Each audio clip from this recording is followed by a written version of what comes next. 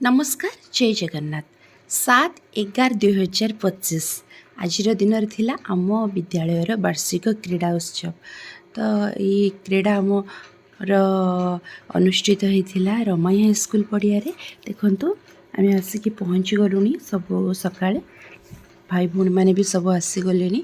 तो गुरुजी गुरुमा सब आसीगले देखु सकाळे सकाळे माने पूरा पड़िया फुल हो जाइथिला देखि बहुत खुशी लगुला।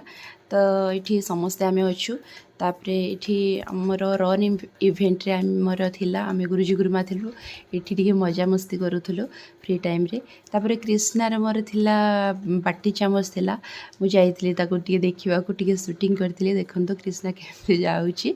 तो बहुत खुशी लागिला छुआ माने माने से मानकर माने फास्ट सेकेंड किसी बड़ कथा नुह। तो समस्ते पार्टिसिपेट करवा होची बड़ कथा। तो कृष्णा भाग नहीं मत बहुत खुशी लगे। देखो मोर ये 2 जन स्टूडेंट अष्टम पढ़ुं गुरुमा आमको भी टे भिडियो आणतु कहीकि आसिले मुझे भिडियो नहीं आसली। तो तापर घर को आसी पहुँचला कृष्णार गोटे पार्सल आसला। सबुठारु इंटरेस्टिंग कथा हो कृष्णा निजे मगेला से टिके स्टाइलिश या भितर हो गलानी मामर गोटे ब्रासलेट मत आनीदेव कहीकि से गोटे मगेला। तो ये मोर गोटे भी फ्लिपकार्ट रे गोटे शाढ़ी गोटे मगेली। तो माणबसा गुरुवार लगी तो भल थिला शाढ़ीटा कॉटन शाढ़ी। तो तापर ये कृष्णा ब्रासलेट देखो पिंधि टे बड़ हो तो माने खुशी हो देखिए। कृष्णा गोटे थंडा होती बोली मुझे तार लगी पैड़ पैड़ पी सारापर मत लगला टिके माने टाण हो जाए नाली टिके मोटा हो जाए। तापर कहला माँ आम टे छड़ेबा चल। तो देखो मुझे जो यहाँ आनी आम घर संडू आसी जो कहती बड़टारे नड़िया केमती छड़ा हुए बहुत इजिली यहाँ माने बाहरी जाए। तो कृष्णा भी चेष्टा करते सुंदर भाव नड़िया आम छड़े देलु।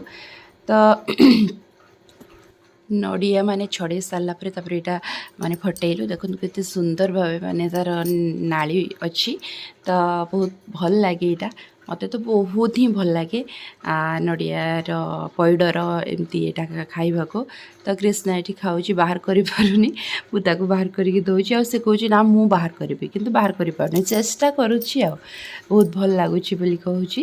तो मु मागिली मत टे दे से हूँ नाई नाई नाई नाई तुमको मुझे देविनी से सब जिनस आग भाग कर बड़ बड़ भागटी से नब आ मत कह तुम बड़ भाग नहीं जाइछ बोली। तो ये आमर भाणीजी आसी सहित टे मजा मस्ती करूँ।